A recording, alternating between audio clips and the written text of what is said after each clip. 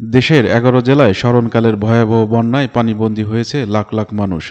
ত্রাণের অপেক্ষায় রয়েছে এসব জেলার বানভাসীরা। দেশের এমন পরিস্থিতিতে পানিবন্দী অসহায় মানুষের পাশে দাঁড়িয়েছে রাজবাড়ী সদর উপজেলার দাসী ইউনিয়নের সিংগানিজাতপুর গ্রামের স্বেচ্ছাসেবী প্রতিষ্ঠান শেখ ফাউন্ডেশন।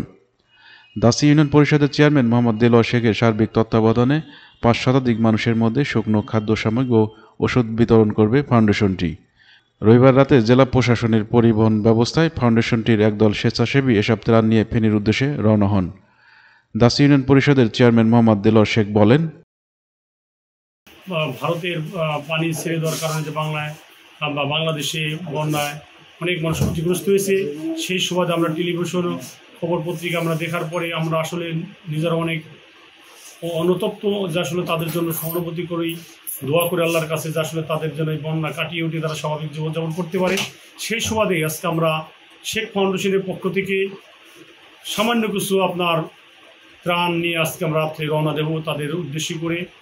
ওই ফেনীতে যাওয়ার চিন্তা ভাবনা করবো আমরা। এখন রাজবাড়িতে ডিসি মহোদয় আমাদের একটা গাড়ি দিছি, আমরা একটা লোক সহ আমরা এই ত্রাণগুলো পৌঁছে দেওয়ার জন্য যাব। সকলকে বানভাসীদের পাশে দাঁড়ানোর জন্য আহ্বান জানান তিনি।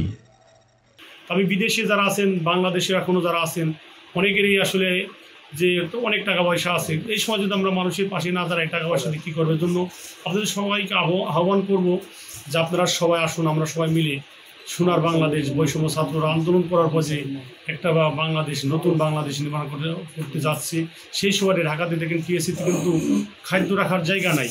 ঠিক তেমনি আমরা যদি সবাই কাঁধে কাঁধ মিলে আসি, আমাদের কিন্তু আসলে কোনো কিছুতে অভাব হবে না। সেই জন্য আসুন আমরা সবাই মিলে এই বন্যাতুদের পাশে দাঁড়াই।